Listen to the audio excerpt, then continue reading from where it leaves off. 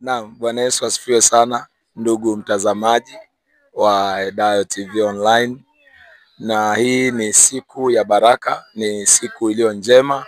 Hakika tunamshukuru Mungu kwa sababu ametupa Jumapili nzuri sana, na ilikuwa ni Jumapili ya baraka.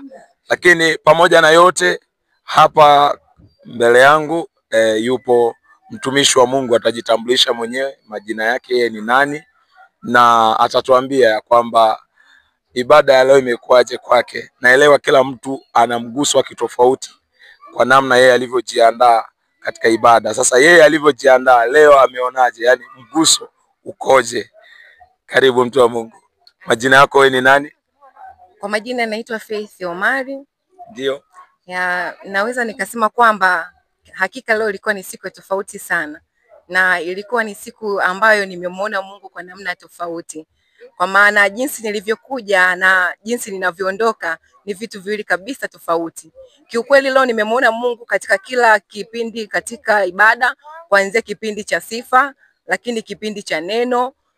Kusema kweli nimependa kusema kwamba nimefurahi na nimejifunza zaidi. Okay, amesema amefurahi na amejifunza zaidi. Sasa ningetamani kujua, je, dada yangu Faith, je, ungetamani kuambia nini vijana, hasa tukiangalia sasa hivi vijana wengi wamejikita kwenye mitandao ya kijamii. Sasa kwenye mitandao ya kijamii kupitia Edayo TV Online, ungewaambia kitu gani kuhusiana na huyu Yesu ambaye amekutokea kwenye maisha yako siku ya leo?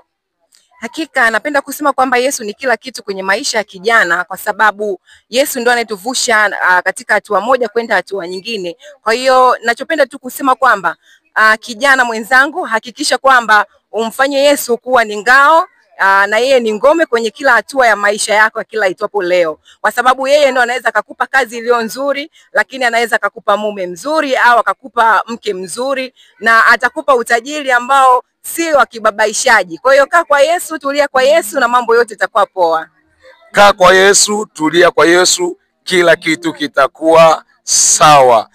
Huyu ni mtumishi wa Mungu na tupo naye. Kwa kweli amefanyika baraka sana, na siku ya leo kama mlivyoweza kushuhudia na kuona yale yaliyotukia, hakika Mungu ni mwema sana. Mungu akubariki sana zaidi.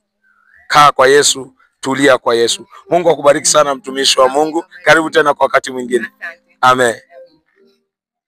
Yes. Bwana Yesu asifiwe sana mtumishi wa Mungu. Amina. Habari ya uzima? Ni njema. Kwa majina yako unaitwa nani? Kwa majina yangu naitwa Nolasco Ignas Wila.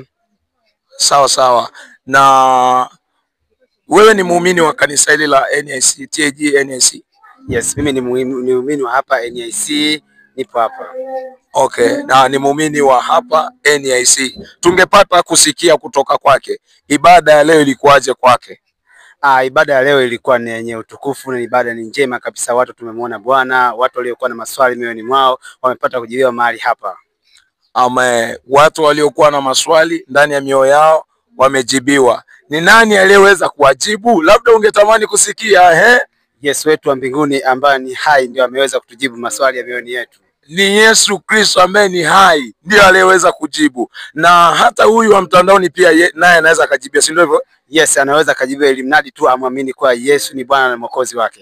Unawaambiaje vijana wenzio kama wewe ambao umemwamini Yesu? Kuna yule ambaye hajamwamini Yesu, unamshauri nini wewe kama kijana?